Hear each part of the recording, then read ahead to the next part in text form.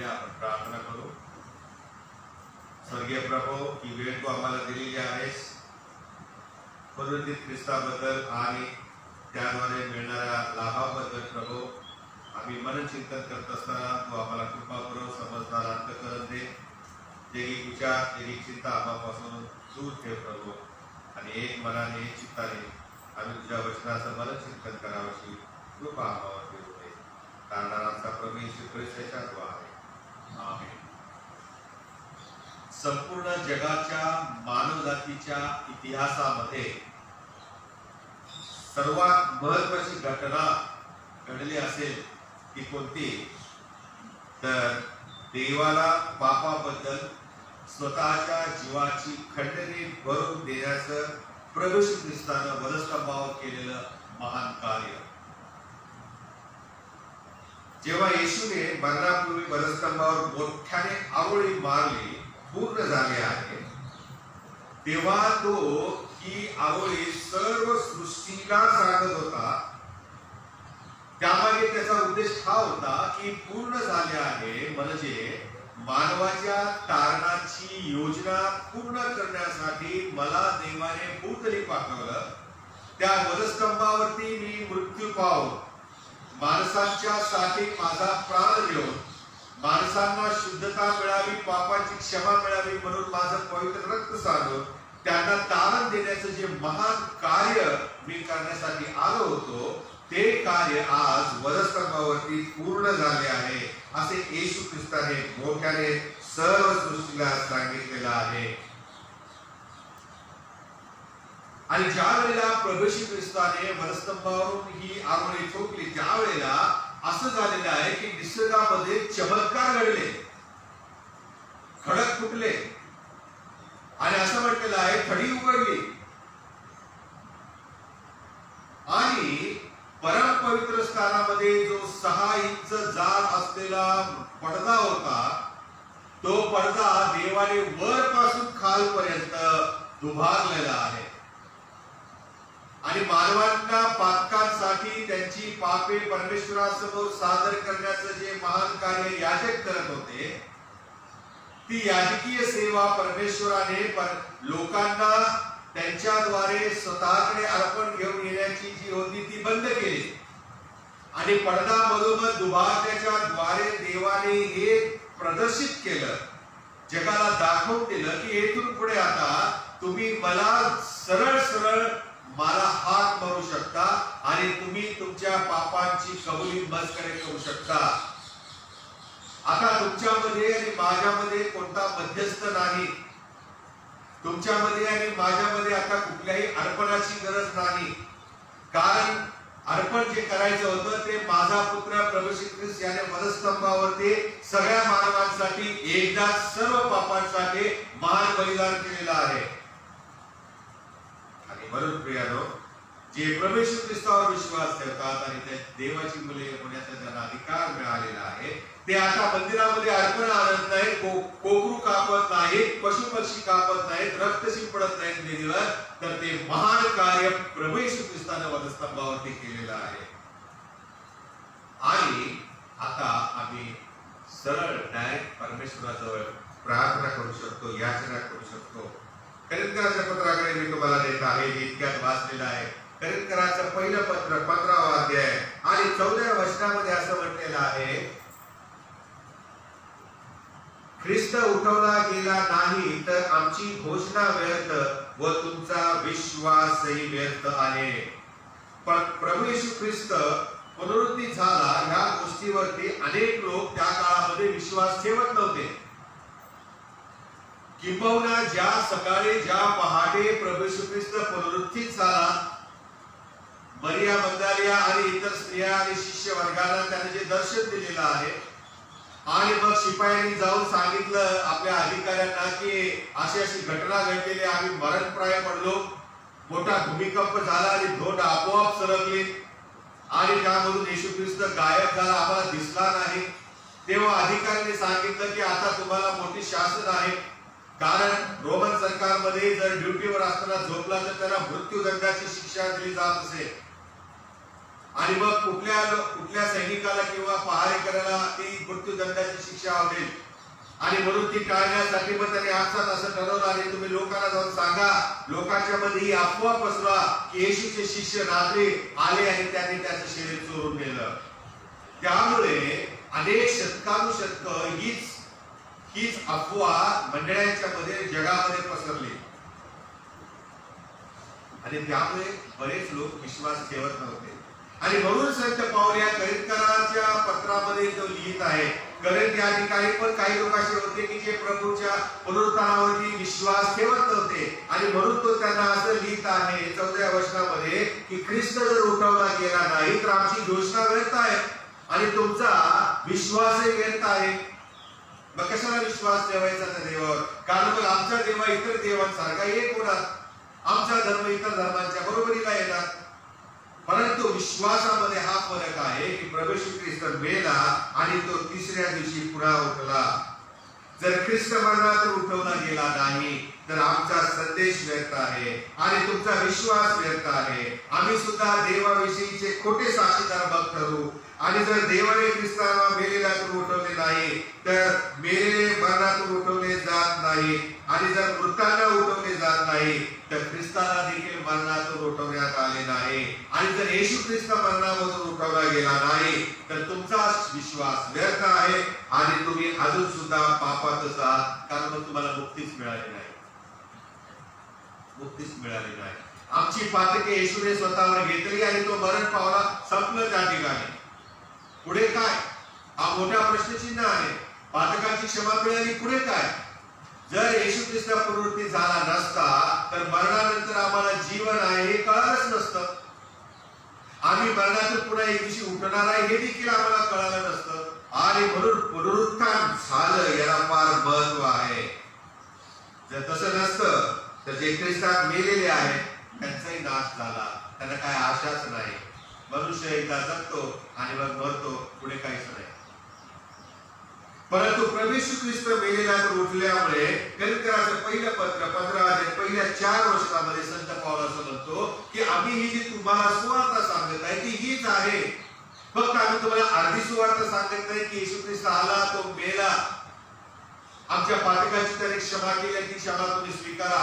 पण जर त्या पाप क्षमेला पुढे काही आशा नाही, जर त्या सुवार्तेला पुढे जर पूर्ण विराम नाही तर त्याचा अर्थ काय, त्याचा उपयोग काय? आणि म्हणून संत पाऊल असं म्हणतो की आम्ही जी सुवार्ता सांगतो त्याच्या पुढे आणखी एक सुवार्तेचा भाग आहे आणि तो म्हणजे प्रभू येशू ख्रिस्त मरण पावला, त्याला पुरले आणि तो तिसऱ्या दिवशी मेलेल्यातून पुन्हा उठला. ही सुवार्ता आहे. आणि त्यानंतर फुल स्टॉप येतो, पूर्ण विराम येतो. प्रियानो, आमची पापाची क्षमा मिळाली आणि ख्रिस्ताबरोबर आम्ही गाडले गेलो आणि ख्रिस्ताबरोबर पुन्हा उठवले गेलो यासाठी की जेथे तो आहे तेथे आम्हीही असावे. ही आशा आहे, ही गौरवी आशा आहे, प्रभूने आम्हाला दिलेली ही आशा आहे. आणि म्हणून प्रभू येशू ख्रिस्त हा यरूशलेम मध्ये सेवा करत असताना त्याला जळून देतील, त्याला जीवे मारतील एवढीच भविष्यवाणी तो करत नव्हता. तर तो पुढे असेही सांगत होता की मनुष्याचा पुत्र तिसऱ्या दिवशी पुन्हा उठवला जाईल, हे देखील तो भविष्य सांगत होता. परंतु त्याकडे शिष्यांनी आणि लोकांनी दुर्लक्ष केलेलं आहे, त्यांनी त्यावर विश्वास ठेवला नाही आणि म्हणून लोक विसरले. तिसऱ्या दिवशी प्रभू येशू ख्रिस्त पुनरुत्थित होणार आहे, शिष्य वर्ग देखील विसरून गेलेले आहेत प्रियानो. आणि म्हणून ज्या वेळेला स्त्रिया कबरीकडे गेल्या आणि त्यांना प्रभू दिसला नाही आणि त्यांनी जाऊन पुन्हा शिष्याला सांगितलं तेव्हा त्यांना आश्चर्य वाटले, त्यांना या गोष्टी मूर्खपणाच्या वाटल्या असं शास्त्रात लिहिलेलं आहे. आणि म्हणून ते धावत आले आणि पाहतात तर खरंच आहे तशा प्रकारे त्यांनाही आश्चर्य वाटलं. पाऊल असं म्हणतो जी सुवार्ता आम्ही सांगतो त्यामध्ये येशूचं पुनरुत्थान ही सर्वात महत्वाची बाब आहे. पण का आज आपण पुनरुत्थान का महत्वाचं आहे याकडे लक्ष देणार आहे. पहिली गोष्ट आहे आणि ती म्हणजे पुनरुत्थानामुळे येशूने जे कार्य केलं, येशूने जी शिकवण दिली ही खरी आहे आणि खरी होती हे सिद्ध झालेलं आहे. जर प्रभू येशू ख्रिस्त पुनरुत्थान झाला नसता तर त्याने ज्या ज्या गोष्टी शिकवलेल्या होत्या सुवार्तेच्या मधून, उपदेशामधून, त्या सगळ्यांना शून्य किंमत प्राप्त झाली असते. सांगितलं गेला म्हणून संपलं. परंतु तो पुनरुत्थित झाल्यामुळे त्याच्या मरणाविषयीचं भविष्य, त्याच्या पुनरुत्थानाविषयीचं भविष्य, त्याच्या पुन्हा येण्याविषयीचं भविष्य हे सगळं सत्य ठरलेलं आहे. आणि म्हणून शारीरिक पुनरुत्थानाचे भविष्य हे पूर्ण झालेलं आहे. यावरून येशूची शिकवण ही सत्य होती. येशूने केलेले चमत्कार हे सत्य होते. येशूने केलेले स्वतःच्या पुनरुत्थानाचे भविष्य हे खरं होतं. ते काय अलंकारिक नव्हतं. येशूच्या पुनरुत्थानानंतर शिष्यवर्गाला धावत जाऊन काही मटेरियल गोळा करावं लागलं नाही आणि ते जोडून येशू ख्रिस्त मेल्यातून पुन्हा उठला असं सांगण्याची त्यांना गरज भासली नाही. कारण प्रभू येशू ख्रिस्त मृतांमधून जिवंत झाला. प्रभू येशू ख्रिस्त मेलेल्या शरीरामधून तो पुन्हा जिवंत झाला आणि लोकांना तो दिसला, लोकांनी पाहिलं असं म्हटलेलं आहे. म्हणजेच काय, तर जो देहधारी देव येशू म्हणून या भूतलावर आला, त्याने दैह धारण केलं, त्याची शिकवण खोटी कशी ठरेल? त्याची खोटी शिक्षण खोटी कशी ठरेल? जो वधस्तंभी गेला, ज्याला पुरले आणि जो तिसऱ्या दिवशी पुन्हा उठला आणि स्वर्गीय देवपित्याच्या उजव्या बाजूला बसलेला आहे, हे सगळं खोटं कसं ठरेल प्रियानो? हे खरं ठरण्यासाठी प्रभू येशू ख्रिस्ताला मरणातून जिवंत होणे गरजेचे होते. आणि म्हणूनच त्यानंतर आम्ही पाहतो स्तेफनाला धोंडमार होत असताना प्रेषितांच्या कृत्यामध्ये त्याने स्वर्ग उघडलेला पाहिला आणि प्रभू येशू ख्रिस्ताला देवपित्याच्या उजवीकडे उभा असलेला पाहिला. प्रभू मरणातून पुन्हा उठला आणि त्याच्यामुळे नवीन कराराला प्रारंभ झाला. त्याच्यामुळे नवीन युगाला प्रारंभ झालेला आहे. त्याच्यापासून प्रियानो आम्हाला नवीन सार्वकालिक जीवनाबद्दलची शिकवण प्राप्त झालेली आहे आणि ती आपण समजून घेतली पाहिजे. आणि यावरून आम्हाला असं पाहायला मिळतं की जे बायबल आहे, जे आम्ही कधी कधी वाचतो, ते सत्य आहे. या बायबलमध्ये लिहिलेल्या गोष्टी सत्य आहेत, खऱ्या आहेत, या खोट्या नाहीयेत. कोणाला तरी काहीतरी वाटलं म्हणून काहीतरी इकड तिकडचं मटेरियल गोळा करून बायबल बनवण्यात आलेलं नाहीये. त्यामध्ये जे लिहिलेलं आहे, त्यामध्ये जी भविष्य आहे, ही सगळी भविष्य ख्रिस्त येशूने जिवंत असताना वधस्तंभावरती आणि पुनरुत्थित होऊन पूर्ण केलेले आहे. म्हणून बायबल सुप्रीम ऑथॉरिटी आहे. बायबलचा अधिकार हा सर्वोच्च अधिकार आहे.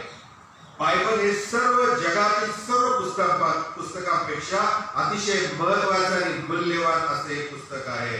आणि त्यामुळे याची प्रचिती आम्हाला पुनरुत्थानामध्ये पाहायला मिळते. जुन्या करारामध्ये प्रभू येशू ख्रिस्ताच्या बद्दल अनेक भविष्यवाण्या केलेल्या आहेत, त्या सगळ्या खऱ्या ठरलेल्या आहेत. शास्त्रात लिहिलेलं आहे आणि हे खरे ठरावे पुनरुत्थानामुळे प्रियानो त्यावरती मोहर बसलेली आहे की बायबल हे सगळ्यात सुप्रीम आहे. म्हणजे पुनरुत्थानामध्ये देव बाप जे त्याच्या वचनातून आणि येशूद्वारे जे जे काही त्याने केलेलं आहे आणि पुढे भविष्यात करणार आहे, ते सगळं सत्य आहे. ते सगळं सत्य आहे.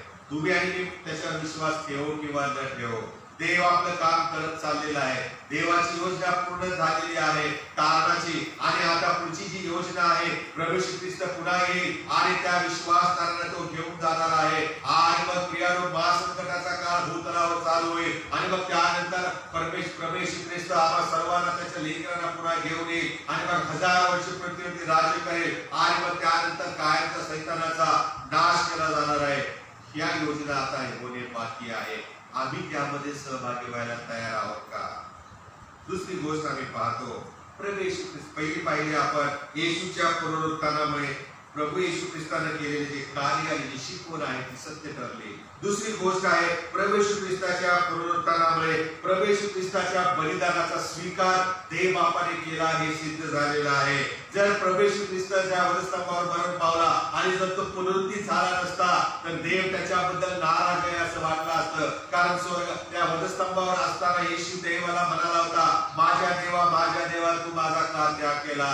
मग लोकांना असं वाटलं असतं संपलं, देवाने पण याला सोडून दिलेला आहे, पुढे काहीच झालं नाही, तो दयनीय अवस्थेमध्ये मरण पावला असं झालं असतं. परंतु ज्या ती प्रभू येशू ख्रिस्त मरणातून पुन्हा जिवंत झाला त्याआधी देवाने त्याचं वधस्तंभावरचं कार्य, पवित्र बलिदानाचं कार्य पूर्ण केलेलं आहे. त्याबद्दल तो संतुष्ट आहे. जसा प्रभू श्री ख्रिस्त जन्मल्यानंतर आणि बाप्तिस्माच्या वेळेला शिष्य वर्गाला सर्वांच्या समोर आकाश कपाटे उघडून म्हणाला होता की हा माझा परमप्रिय पुत्र, याविषयी मी संतुष्ट आहे. तो संतुष्टपणा, तो आनंद परमेश्वराला नंतर मिळालेला आहे, ज्या वेळेला प्रभू श्री ख्रिस्ताला मेलेल्यातून पुन्हा उठवण्यात आलेला आहे. आणि म्हणून प्रभू श्री ख्रिस्ताचं वधस्तंभावरचं बलिदान प्रियानो हे काय व्यर्थ गेलेलं नाही. देवाला ते आवडलेले आहे आणि म्हणून देवाने त्याला मेलेल्यातून उठवले, असे संत पाऊल आपल्या पत्रामध्ये म्हणतो. देवाने येशूला नुसतंच मेलेल्यातून उठवलं नाही, तर असं म्हटलेलं आहे त्या येशूला स्वतःच्या उजवीकडे बसवलेलं आहे, उजवीकडे त्याला स्थान दिलेलं आहे आणि जाहीर केलं प्रत्येक गुडघा त्या समोर टेकेल आणि प्रत्येक जीवा ख्रिस्त प्रभू आहे असे कबूल करेल. हो प्रियानो, आम्ही गुडघ्यावरती येऊन ख्रिस्त प्रभू आहे हे आपल्या मुखाने कबूल केले आहे का? आपल्याला प्रश्न प्रभू आज करत आहे. या पुनरुत्थानाच्या दिवशी प्रभू आम्हाला प्रश्न करत आहे, आम्ही अशा प्रकारे येशूला गौरव दिलेला आहे का? येशूला आम्ही ओळखलेला आहे का? त्या तो पुनरुत्थित झाला यावर आम्ही विश्वास ठेवलेला आहे का? चर्चने आणि लोकांनी येशू वधस्तंभावर खिळला गेला, आमच्या पापांसाठी तो मरण पावला, आम्हाला तारणाची सुवार्ता दिली, तारणाची आम्हाला देणगी दिलेली आहे, एवढंच आम्ही सांगतो, पण पुढचा भाग आम्ही सांगत नाही. म्हणून जगाला गुड फ्रायडे माहित आहे, ईस्टर माहित नाही, पुनरुत्थान माहित नाही. ते कोण सांगणार? तुम्ही आणि मी. जोपर्यंत आम्ही जाऊन लोकांना सांगत नाही की जो येशू मेला तो पुन्हा उठला, तोपर्यंत त्यांना सार्वकालिक जीवनाची सुवार्ता कशी कळेल? आज चर्च न वाढण्याच्या मागे, आज लोक प्रभूकडे न येण्याच्या मागे हे एक महत्वाचं कारण आहे. संत पाऊल देखील म्हणतो, आम्ही तर वधस्तंभावर केलेला ख्रिस्त गाजवतो, ठीक आहे ना, पण आता काय करायचं आहे आम्हाला? त्या वधस्तंभावर केलेल्या ख्रिस्ताबरोबर आम्हाला पुनरुत्थित ख्रिस्ताची साक्ष सांगण्यासाठी प्रभूने हे महान कार्य दिलेलं आहे आणि ते आम्ही करत नाही, ते मंडळ्या करत नाहीत, ख्रिस्ती लोक करत नाहीत आणि त्यामुळे जग अंधारात चालू आहे, जग अंधारात चालत आहे.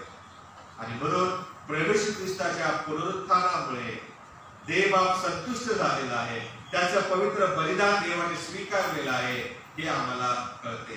तिसरी गोष्ट आहे, येशूच्या पुनरुत्थानामुळे आमच्या तारणाला पुष्टी मिळाली. म्हणजे प्रभू येशू ख्रिस्त ज्या वधस्तंभावर मरण पावला आणि आम्हाला पातकांची क्षमा दिली, ती पक्की ठरलेली आहे, ती नक्की केलेली आहे आणि त्यामुळेच त्याला मेलेल्यातून देवाने पुन्हा उठवलेला आहे हे खात्रीपूर्वक आम्ही सांगू शकतो. आणि म्हणून आम्ही त्या वधस्तंभावर विश्वास ठेवू शकतो की माझ्या पापांसाठी येशू ख्रिस्त वधस्तंभावर मरण पावलेला आहे. मला मिळणारी शिक्षा त्याने स्वतःवर घेतली. जिथे मी मरायला पाहिजे होती तिथे तो माझ्या ऐवजी मरण पावला. म्हणून माझे विचार, माझे आचार हे त्या ख्रिस्ताला अनुसरून चालणारे असावे. रोमकारास पत्र 10 अध्याय आणि 9 ते 10 वचनामध्ये जर आम्ही वाचलं तर त्या ठिकाणी संत पाऊल अतिशय सुंदर रीतीने वर्णन करत आहे. पहा बरं, रोमकारास पत्र याचा 10 अध्याय आणि 9 आणि 10 मध्ये असं लिहिलेलं आहे, जर तू आपल्या मुखाने प्रभू येशू प्रभू आहे असे स्वीकारशील आणि देवाने त्याला मेलेल्यातून उठवले असा आपल्या अंतःकरणात विश्वास धरशील तर तुला तारण प्राप्ती होईल. म्हणजे काय की प्रभू येशू ख्रिस्ताने माझ्या पापांची क्षमा त्या ठिकाणी वधस्तंभावर केली, परंतु ती मला मिळण्यासाठी मला काहीतरी करायचं आहे. ती फुकट नाही अशी शिंपडली आणि आम्हाला मिळाली किंवा मिळणार आहे.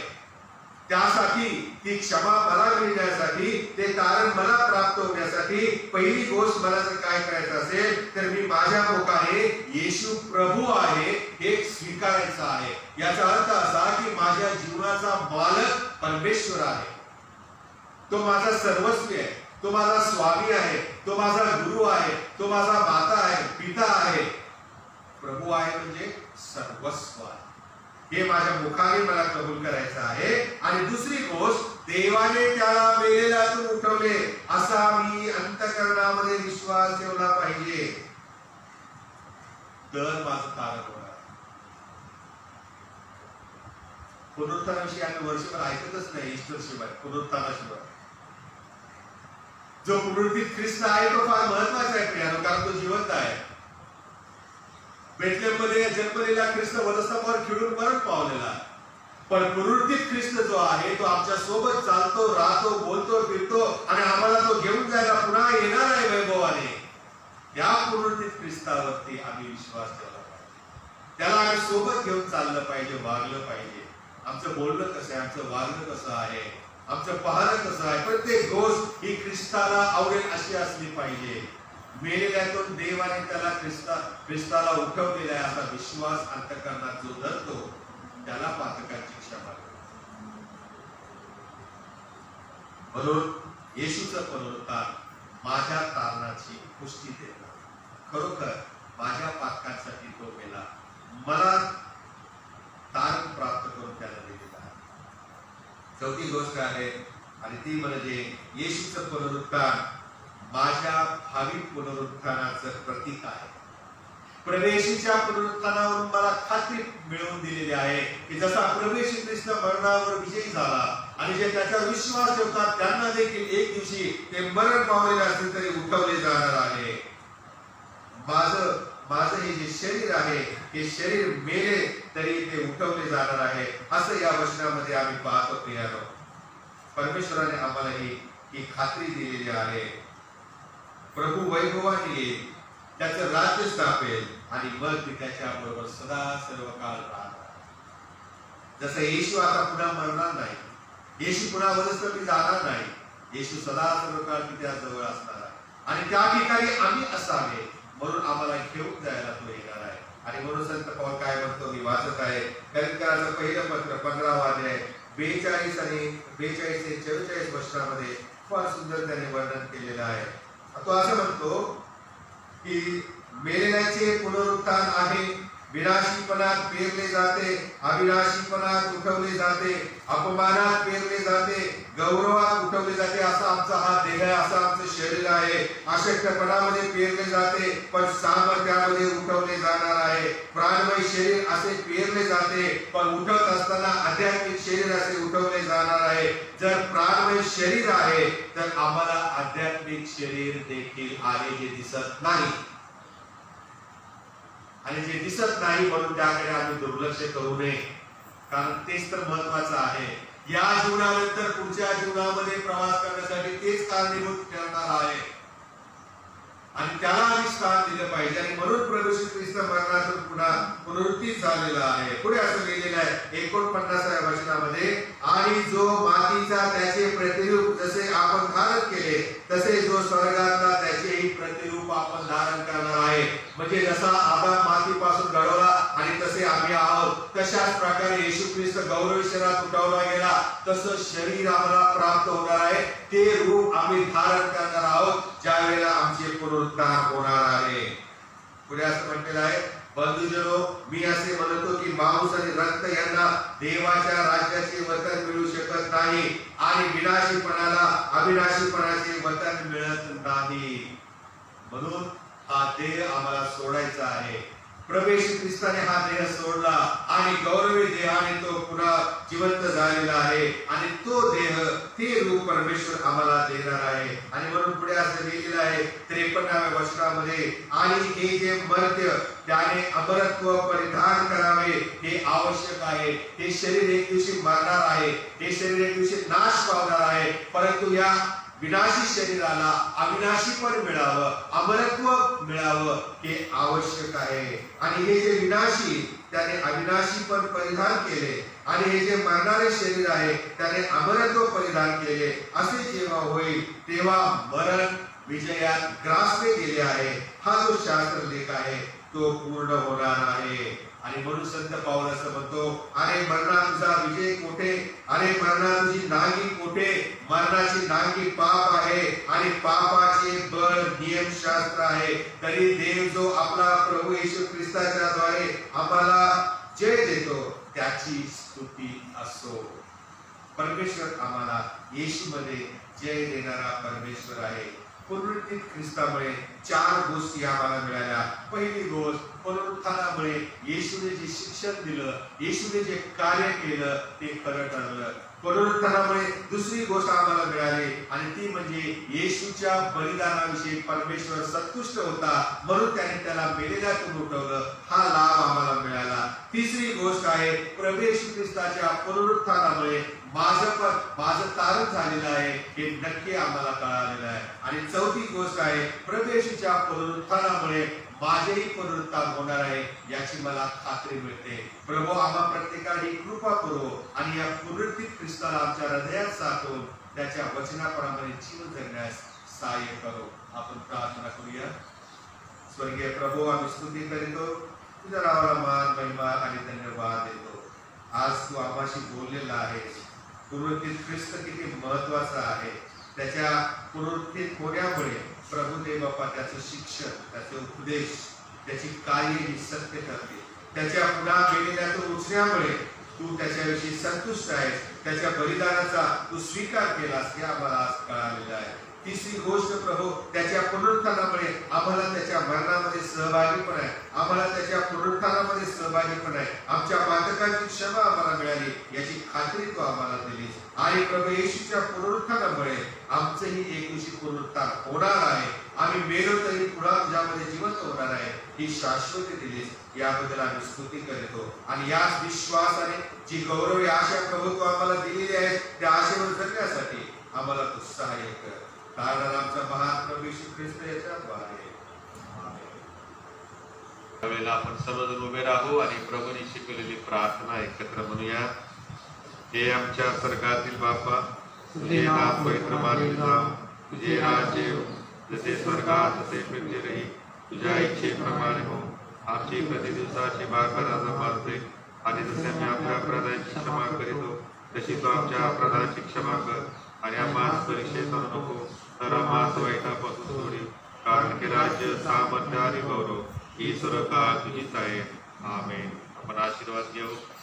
सर्व बुद्धी सामर्थ्याच्या पलीकडे असलेली देवाने दिलेली शांती तुमची अंतःकरणामध्ये देवाच्या नित्याचा पुत्र येशू ख्रिस्त आपला प्रभू याच्या ज्ञानात प्रीतीत राखो आणि सर्व समर्थ देव पिता, पुत्र आणि पवित्र आत्म्याचा आशीर्वाद तुम्हावर असो आणि सदा सर्वदा तुम्हा सह राहो. आमेन.